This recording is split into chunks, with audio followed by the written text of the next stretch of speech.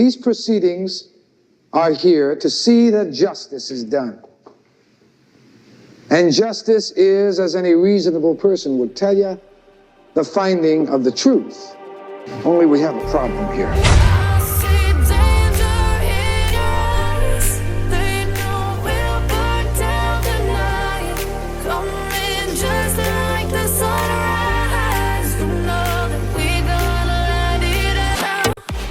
Welcome, welcome, welcome. This is the I Don't Belong Here show, and I am your host, Samantha Benigno.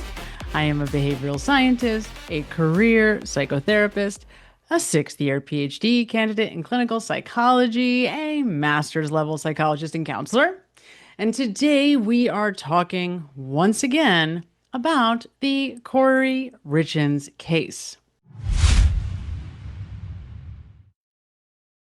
So if you saw my last two videos, we've been talking about motive.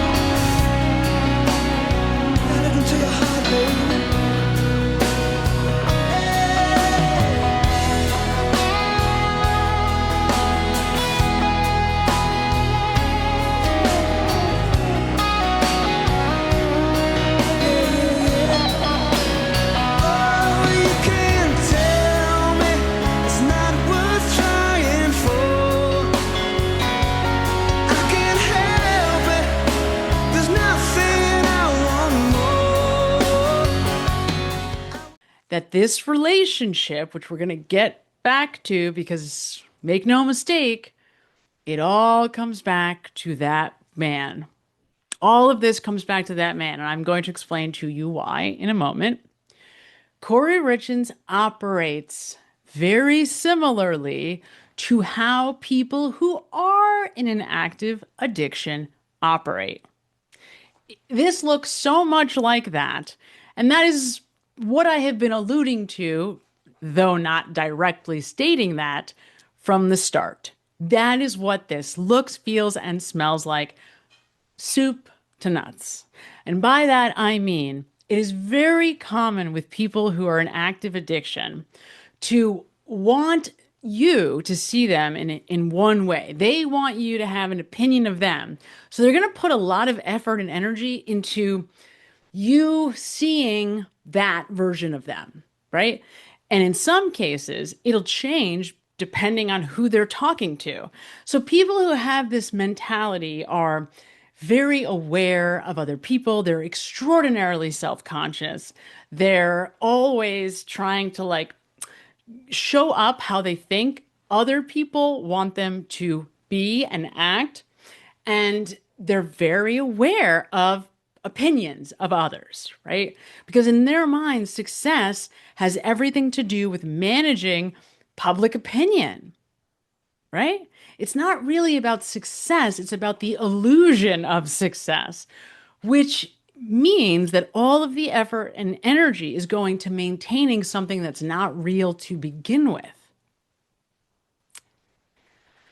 And now, if we're talking about addiction, you can see why that would end up having to be the case. Because if somebody is smart and engaging in an active addiction, for as long as they can, they want you to see them as respectable and as upstanding, because they don't want anybody to know about the thing they're really doing, right? Which is maybe taking drugs or whatever they're doing, taking pills. They're a weekend warrior, drug addict, an alcoholic, or somebody who's an alcoholic but has a full-time job, and you would never know it because they're not showing you that that's how they are, right? You're not seeing that.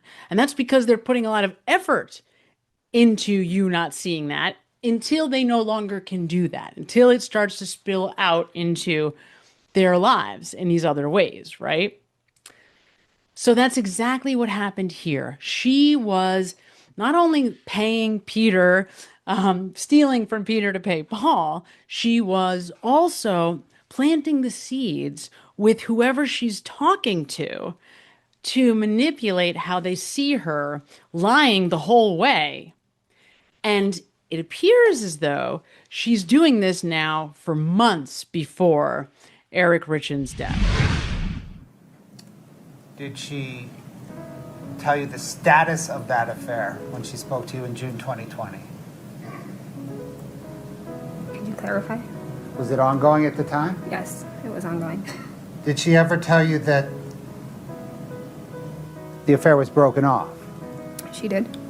When did she tell you the affair was broken off? My last visit prior to Eric passing, she told me that she'd ended things with Josh and chose her family. It had been over for about 9 months at that point. And was that last visit you had with Eric Richins on the weekend of February the 20th, 2022? Yes, I believe so. And she said then that she had broken it off 9 months earlier. Yes. No, and that's the thing, Bryce. Like, we were so good this last, 2 years. Like, we have been so good. Is that an accurate depiction of a February the 14th, 2022 text exchange between you and Ms. Richins? It is. Your Honor, the state moves 2-27D into evidence. 2/15/2022. Wait, did you just say you're in love with me? Big difference in loving someone and being in love with somebody. Did you need to correct that? No correction. No, ma'am. I am in love with you. I hope that's okay. I can't change it. Like, actually in love with me? If I was divorced right now and I ask you to marry me tomorrow, you would? Yes, in love with you. Of course I would. 2/23/22. I have a crazy dream. You quit your job, I divorce and come up with millions and millions. We buy Midway and live in the guest house and rent out the huge house as a big event center. $15,000 a day like they charge down the road. Maybe $12,000 to stay competitive, and we will just run the event center as our daily job and hang out every day. Raise some kids, have a little farm. Deal? It's like all this shit, and I'm like, Jesus, I haven't been in trouble since I was in high school. When I was 16 years old, for hell's sakes. I'm 32. Like, what do you mean I'm in trouble? Like, I didn't fucking do anything. You know? Like, I agree. I don't know. Anyway, I meant to call you yesterday. I talked to the medical examiner. I called them because I don't believe that they don't have anything. I just am having a hard time believing that. What, if anything, struck you about Kouri Richins telling you that Eric died of the same thing that Linda died of? Well, as I said, I called my daughter, Katie. Katie, in turn, called the medical examiner, and they had never received a call from Kouri. They had not even released the results from it yet. Her name is Pamela Ulmer, and she called me a couple hours later, and I was like, look, lady, like, you gotta have something for me. Like, there's no way you didn't notice something obvious. Like, Jesus Christ, 12 weeks, you know? And she was just like, well, yeah, there was something obvious, you know, we noticed, but, you know, we're not gonna call you and tell you that immediately. And I was like, well, what? You know? So they ruled out an aneurysm automatically. She's like, it wasn't, yeah. She's like, it wasn't an aneurysm. I can tell you that. And she goes, he did test positive twice for COVID. And I was like, yeah, bullshit. No. Which we did have COVID a month and a half ago. Like, we all tested positive, but that was like a month and a half ago. Like, he didn't still have fucking COVID. Yeah, that was fucking, everybody had it in January. Yeah, like we didn't still have COVID. And she was like, well, his lungs, he had a fungal infection in his lungs. Like, they were completely covered in white spots. She's like, and I don't know what it was. She's like, so I cut 3 of them out and sent them in for biopsies. She's like, but they were so full of fluid and blood. She's like, I have no idea yet what it is. Like, he did not die of fucking COVID, lady. Just randomly. Jesus. And like, in the middle of the night. In the middle of the night. Like, I would have heard him get up, have a hard time breathing. Bryce, when I found him, he was in the exact same position as he was when he fell asleep. When I rolled over, when I got in bed with him at 3 a.m., like, he was in the same position as he was when I went to bed with him. Like, no. When you say we were fine, what time did you see him when he was alert? We had a drink together at 9 to celebrate something at work tomorrow. Okay. We went to bed. I went to bed with my kids. He went to bed in our bed. What time did you guys go to bed? 9:30. 9:30? Okay. 9:45. And then what alerted you to him today, right now? When I just woke up, when I sleep with my kids, I'll just wake up and I go back in my own bed. So, I wonder if that damn Lyme disease kicked his ass too. yeah. So she's wondering that too. So I gave her all of his Lyme disease doctor's information. So she was going to reach out to his Lyme disease doctor and contact them and see his last lab results and stuff. And then she was going to look into silicosis because Sylvie actually got cancer and stuff from silicosis, who's one of their main employees. 2 other of their employees, and then Shane, Shannon's brother, died of silicosis. But I was like, no, he doesn't have silicosis. Like, I just sent him in for testing 5 years ago, and his lungs were 100% healthy. From all the dust and shit, Yeah. the rock and everything. Yes. And I was like, trust me, my husband was 100% healthy 5 years ago. Like, his lungs were 100%, and he does not lay stone, nor does he cut it in the last 5 years. If you saw my last 2 videos, we've been talking about motive. And once I saw this letter, this story, this exercise or assignment that Kouri Richins completed during a retreat in Arizona with her best friend, where they were asked to do an exercise about their life story, writing their life story in the 3rd person. Once I read this story, it pretty much confirmed everything that I have been saying about Ms. Richins to this point. You're one of her best friends? Yes. Yeah. I was, yeah. You were? I am, yes. Either way? Yes. Okay. Did you and Kouri Richins attend a Finding True Self retreat at the Sedona Mago Center for Wellbeing in Arizona in February of 2021? Yes, we did. As part of that retreat, did each of you complete an assignment in which you wrote your life story in 3rd person? Yes, we did.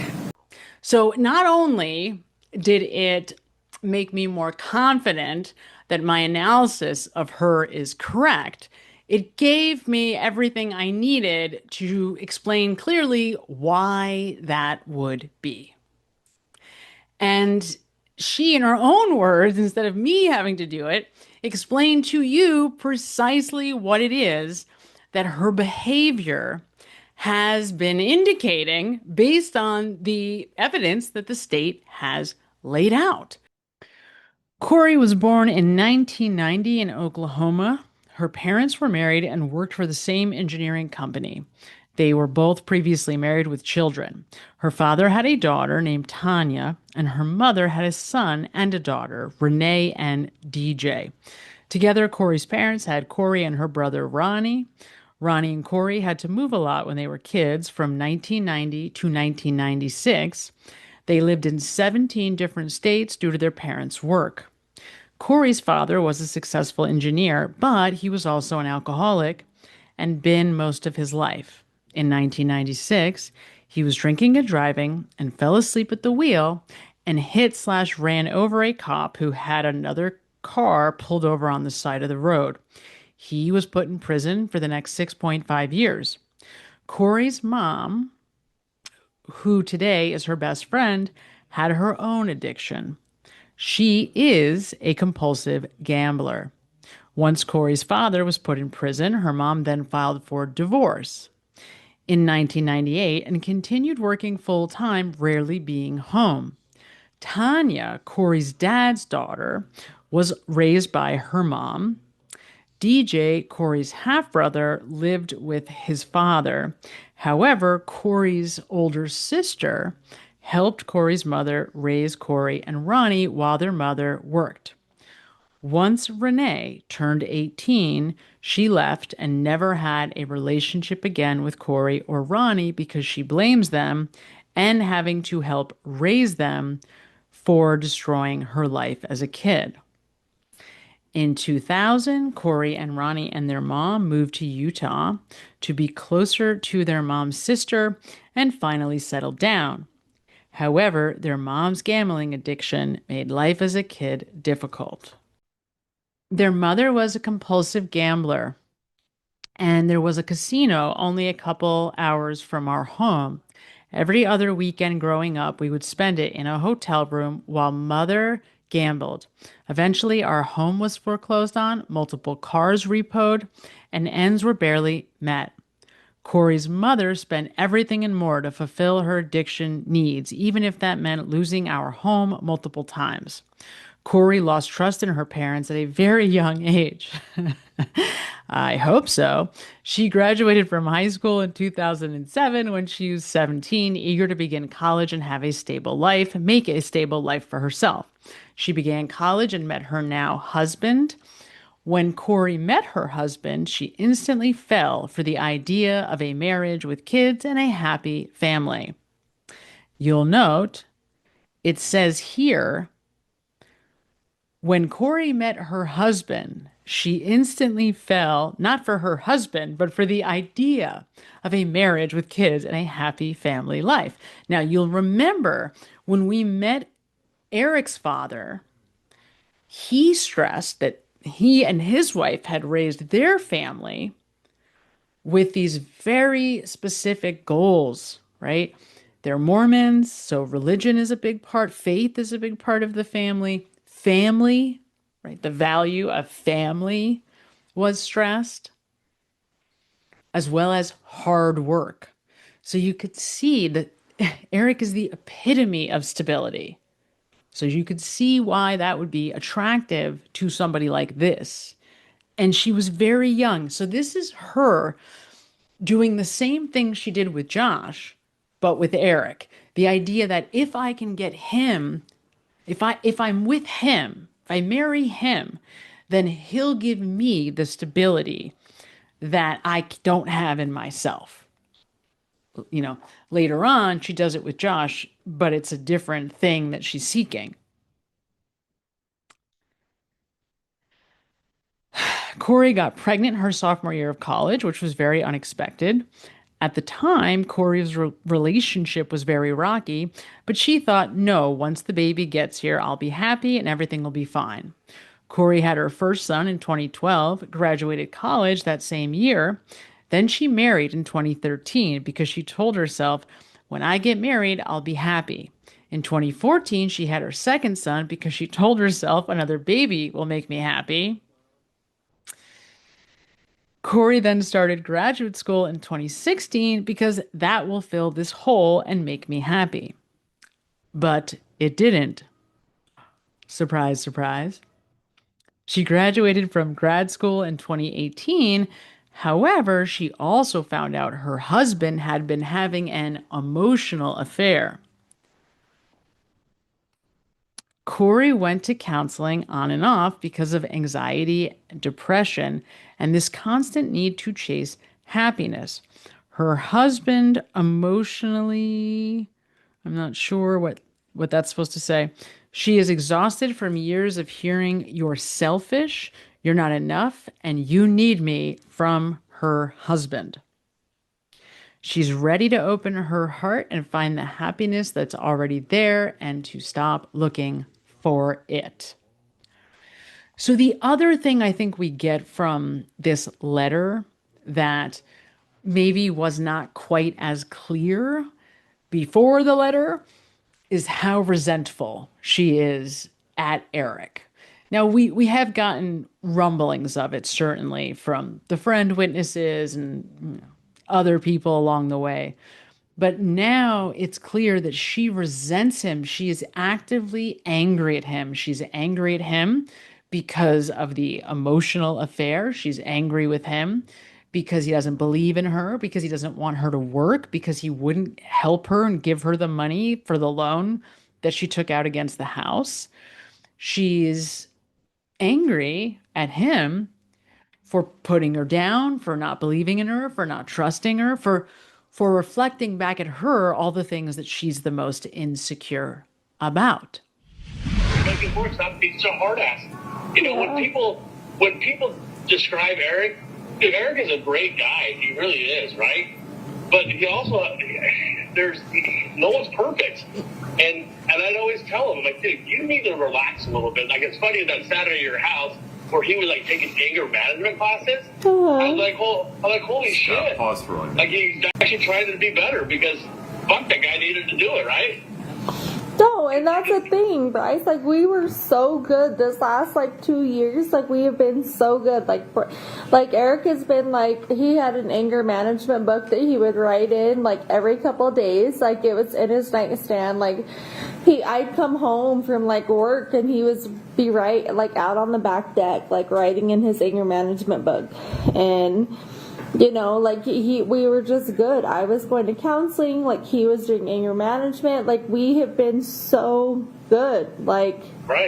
Everybody knew it. We were going on double dates. We were going out more. We did weekly date nights. It doesn't make any fucking sense. And now all of a sudden, Katie and Amy are attacking me for no fucking reason. I don't get it. I don't fucking get it. And well, all Katie and Amy ever heard about you was always the bad shit, right? They did, And again, let's put this in context. Now you have this other man who comes along and is doing exactly the opposite. Telling her how wonderful she is. Telling her how beautiful and smart and kind and compassionate, right? Thank you, Your Honor. What, sir, is your name? Robert Joshua Grossman. Sir, do you know Kouri Richins? I do. How do you know her?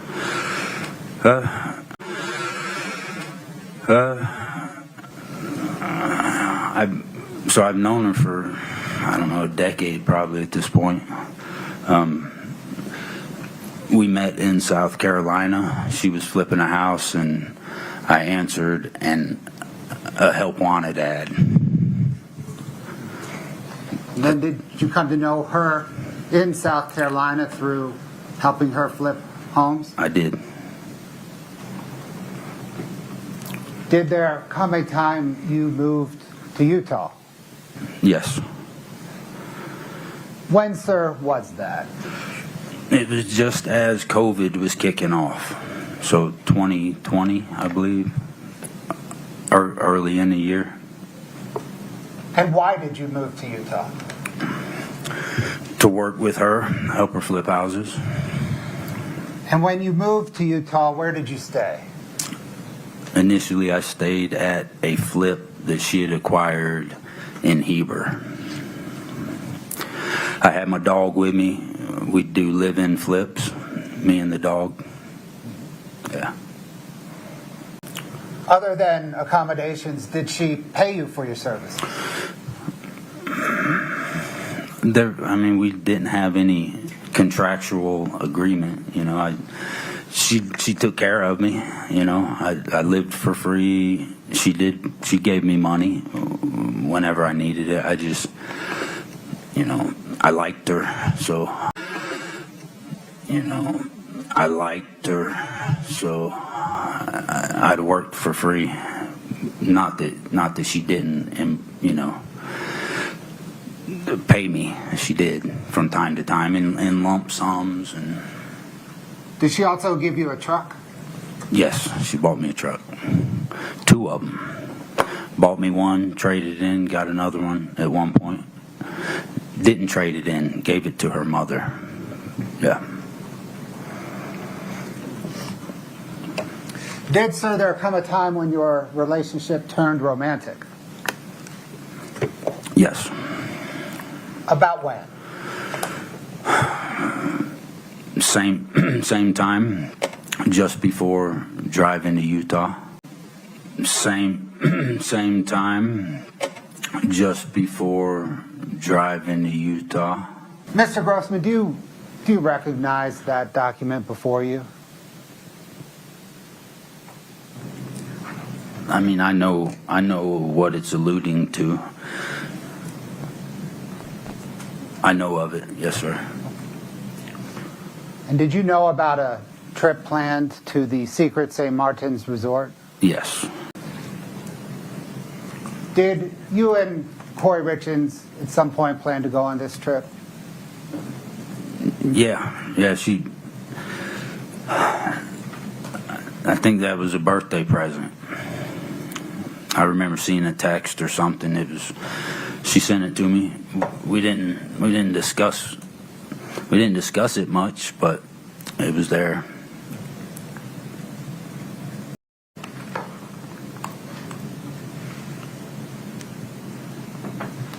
During that time that you were romantically involved with Miss Richins, did you love her? Yes. During that time, did you feel that she loved you?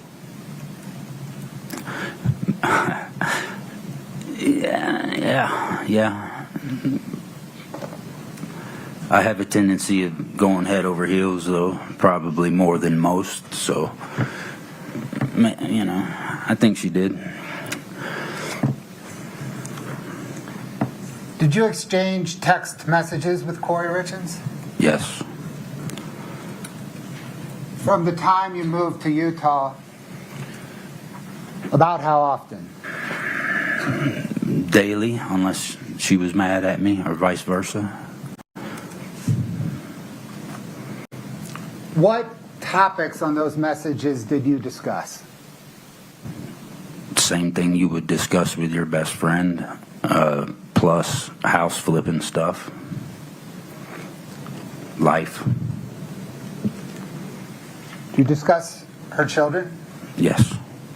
Now, one of the problems that Kouri had with Josh is that he was putting pressure on her to end the marriage.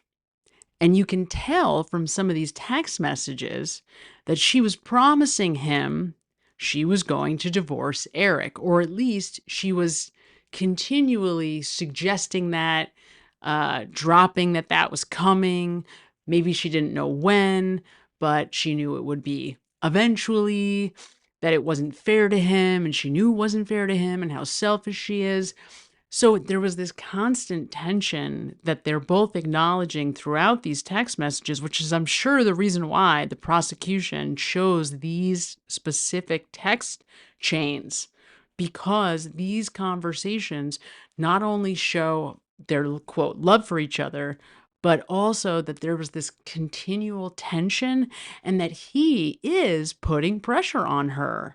He's saying, I don't want this hanging over our head. I don't want to be waiting to see you all the time. I don't want to be with you knowing that there's going to come a minute where you're going to have to leave at the end of our time together.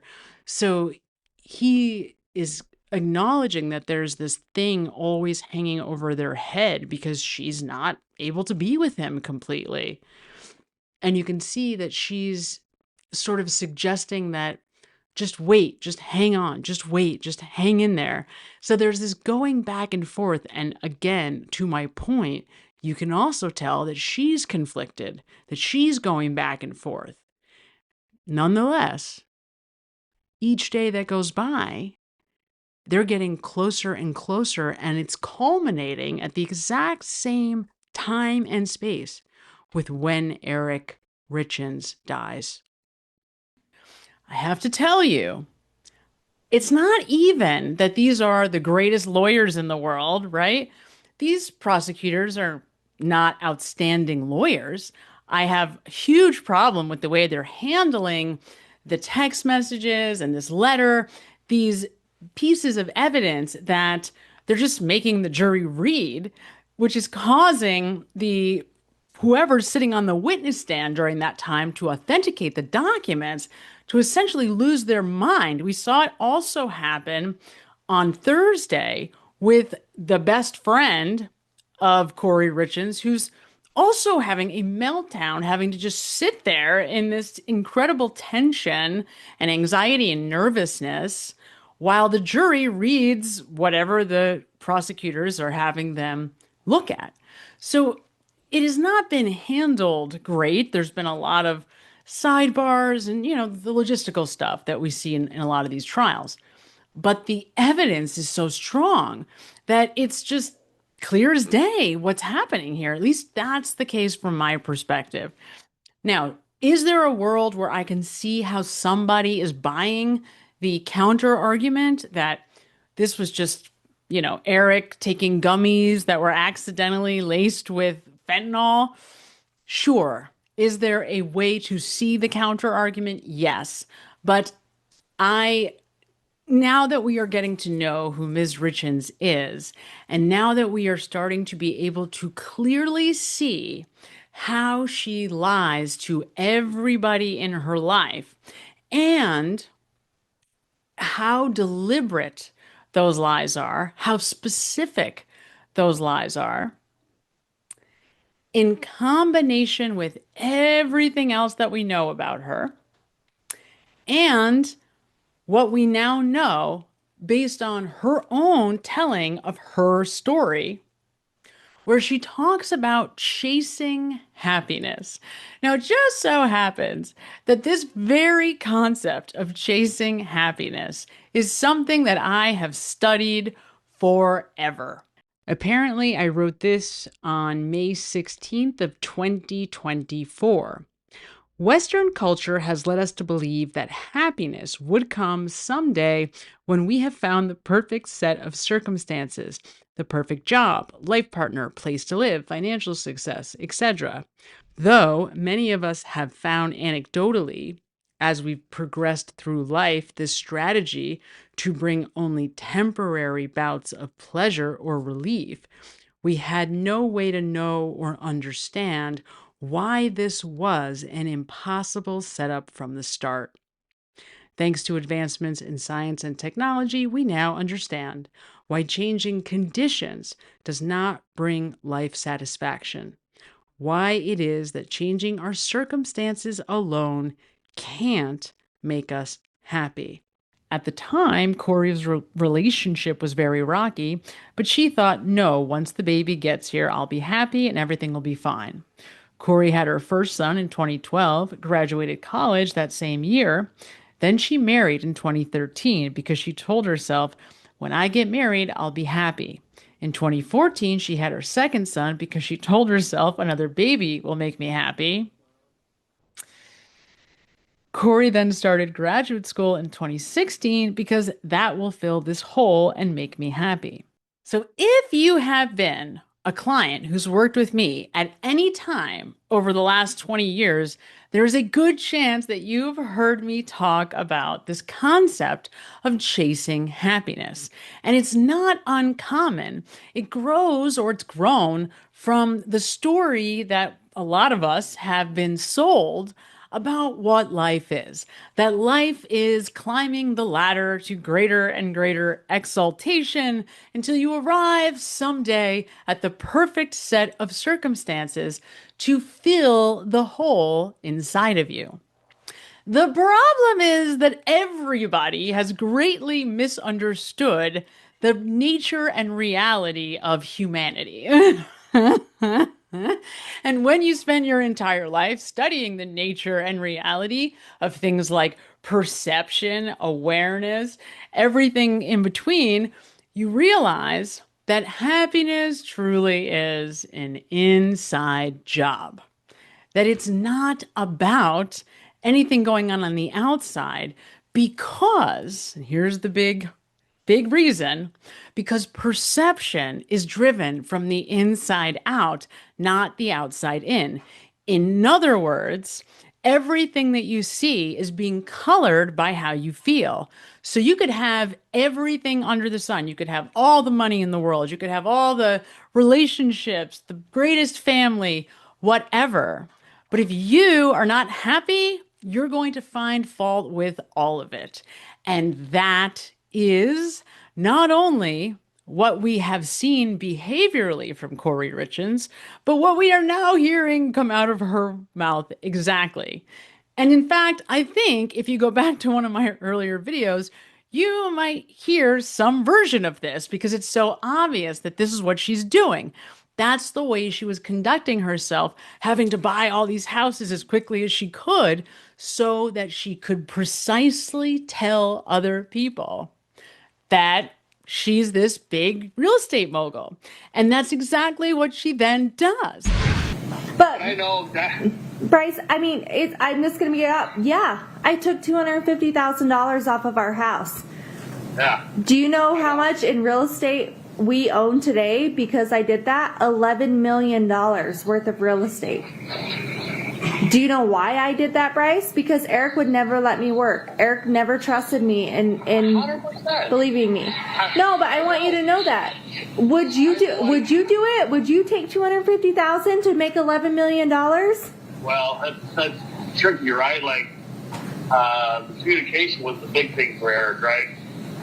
He told me no, Bryce. I believed in myself. He told me no, but I knew I could do it because I know what I can do. Bryce, I wouldn't do something that I didn't know that I knew I could do. I'm not fucking stupid. Right. Bryce, I own 12 properties that are almost all paid off. Including my own house that I've almost paid off. Like, I own multiple houses in Park City, in Mill Creek, in Saratoga Springs, in Heber, in Midway, all because I did that. And they all go to my kids. $11 million of real estate property because I took $250,000, Bryce.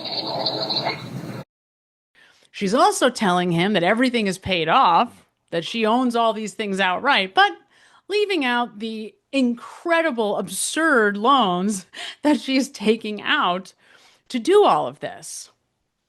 And if you saw my last video, you know that this relationship, which we're going to get back to because make no mistake, it all comes back to that man. That she's actually planting the seeds going back several months. For example, telling her, quote, best friend that she broke things off with Josh 8 months before Eric dies. So what that tells us is that she is laying the foundation for her to appear to even her best friend to be really committed to Eric and all in on this relationship, while really the whole time is madly and desperately in love with this guy who she's saying she wants to marry, who she's texting actively about how much she loves and wants to run away with, and she's buying him vacations.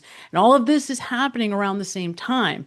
So while she's telling her best friend that her and Josh are long over and that she's completely committed to Eric, she's, pursuing an affair with this man who she's now been pursuing an affair with for the better part of, I guess, 2022. It would have been 2 years at that point. So every relationship in her life, whether it's her best friend from middle school, friends from high school, friends from the stone masonry business, Anybody that's known her so far that we know of, she's lied to. And that's, like I said, it presents itself exactly the same way that somebody in an active addiction presents. And lo and behold, what do we learn about Ms. Richins?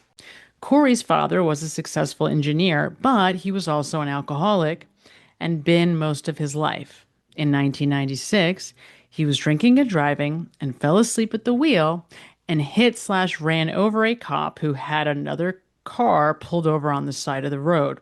He was put in prison for the next 6.5 years. Kouri's mom, who today is her best friend, had her own addiction. Their mother was a compulsive gambler, and there was a casino only a couple hours from our home. Every other weekend growing up, we would spend it in a hotel room while mother gambled. Eventually, our home was foreclosed on, multiple cars repoed, and ends were barely met. Oh, we learned that both of her parents are addicts.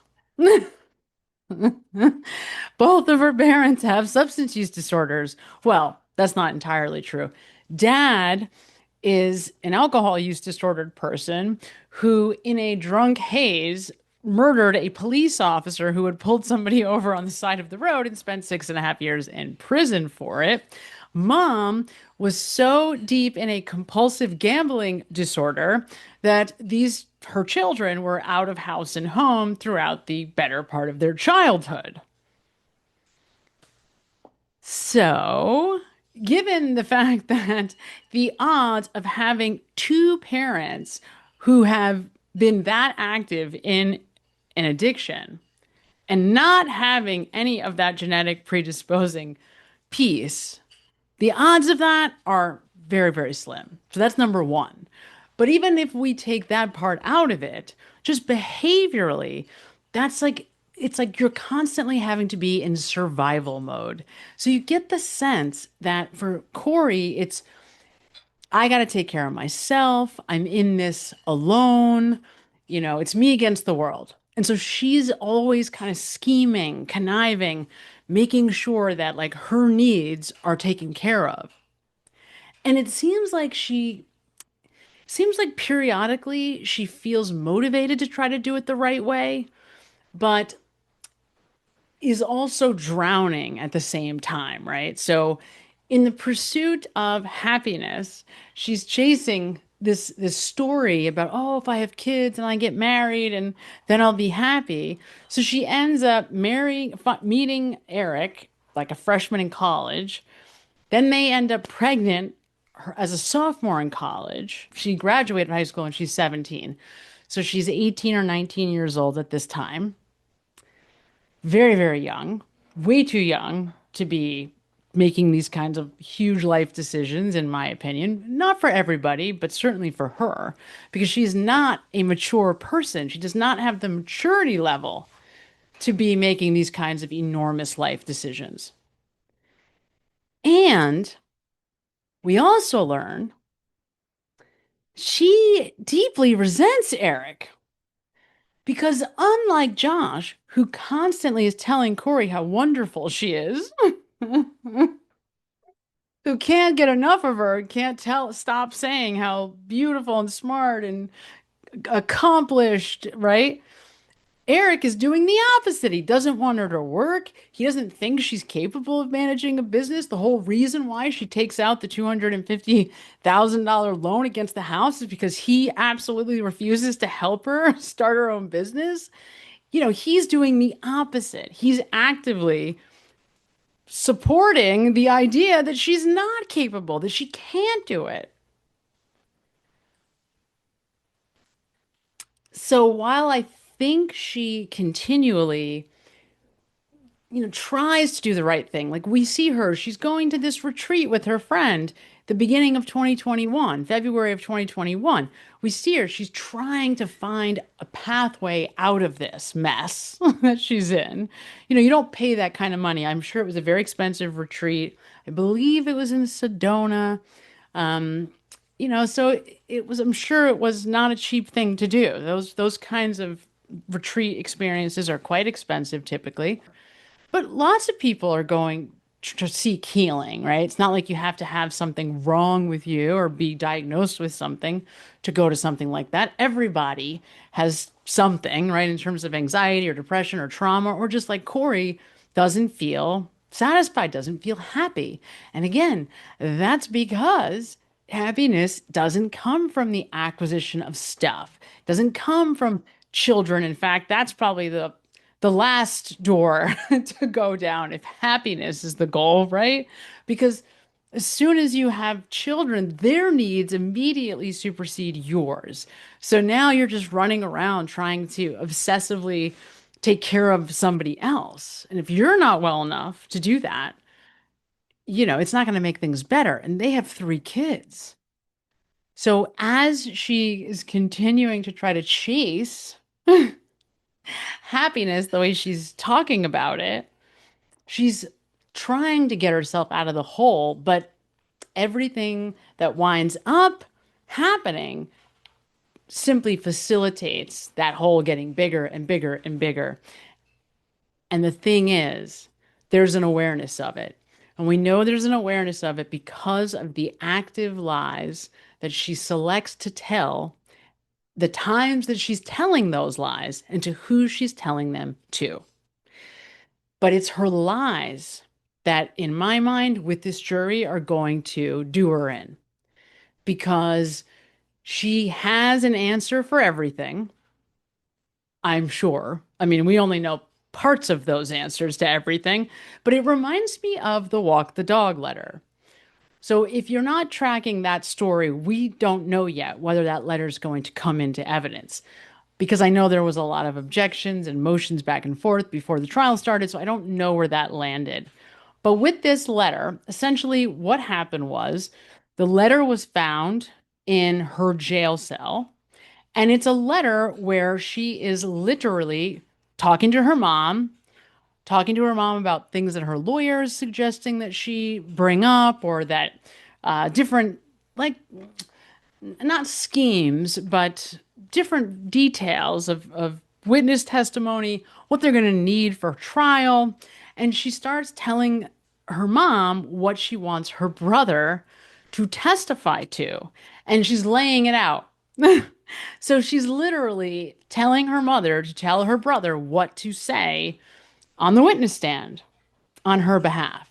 To say, for example, that, oh, him and Eric were like watching a football game and Eric mentioned drugs that he's taken before, something along those lines.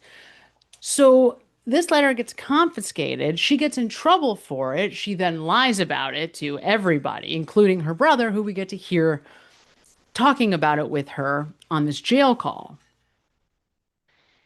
And after the fact, she goes on to tell everybody through her lawyers that this was a book she's writing, that they were pages from a book, that it wasn't a letter to her mom, but really these were,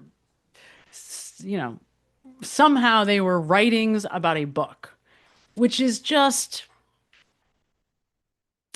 again, another example of how she thinks she's going to outsmart everybody, right? She's going to have an answer for everything. I'll tell this person that and this person that. And then when this happens, this will, right? You know what I'm saying? So that's the kind of scheming that you see with somebody who's in an active addiction, because if your whole life revolves around having to, get to the next fix, which sounds so cliche, but it is actually what ends up happening, then yeah, you're really discontent in every moment. You're constantly watching the clock. You're just trying to get to that moment whenever you can go have that drink or go get that drug.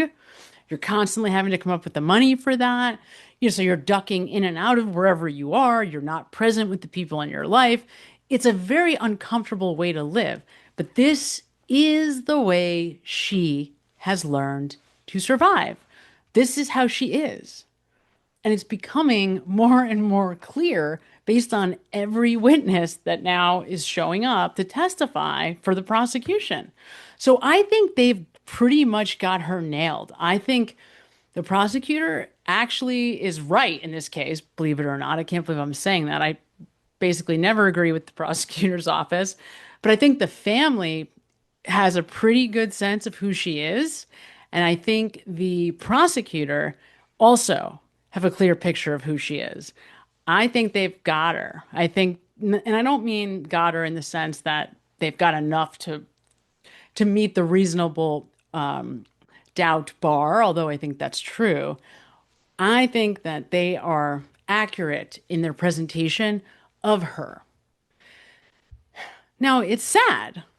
I'm not saying that's a good thing. It's sad. It's sad that this is the story, that this person who's very insecure, who had a tough childhood, not that everyone doesn't have a tough childhood. It's certainly not an excuse to murder anybody, obviously.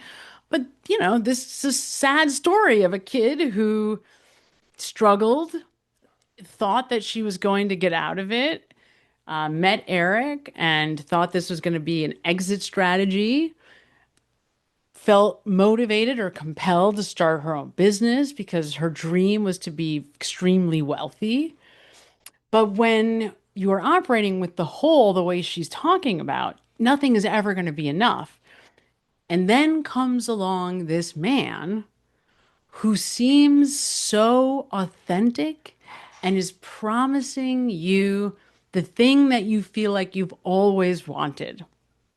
A sense of safety, a sense of security, a sense of like inner peace. Because when she's with him, right, everything is right in the world.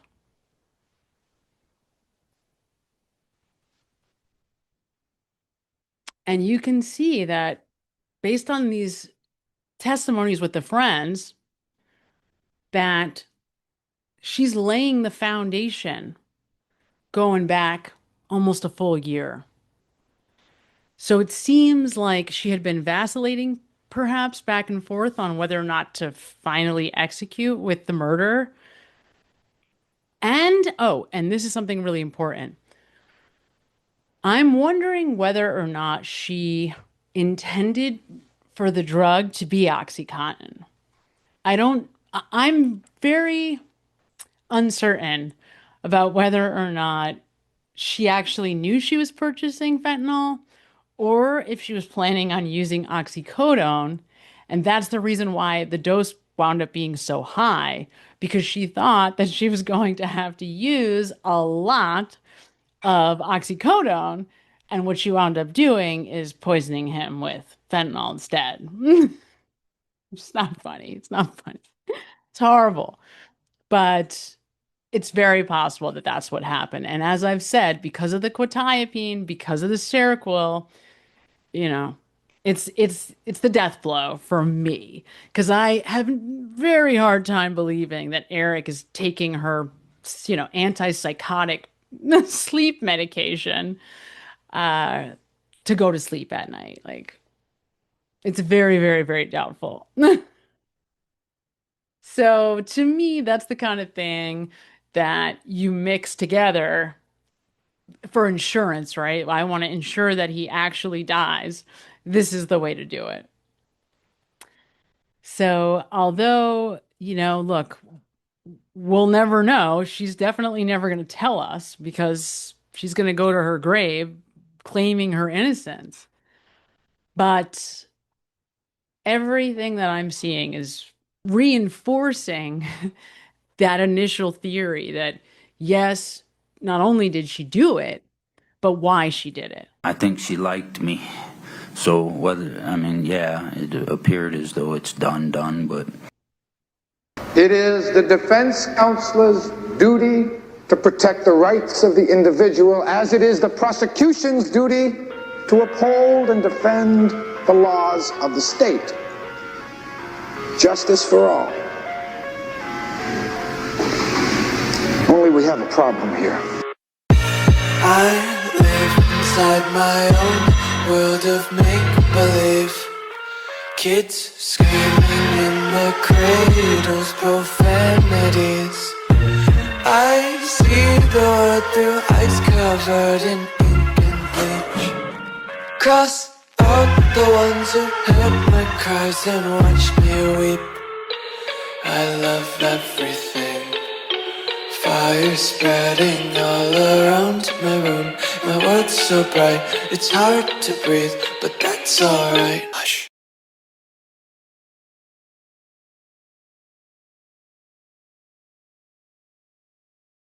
This is me reminding you to like this video, like the video, comment, subscribe, like this video.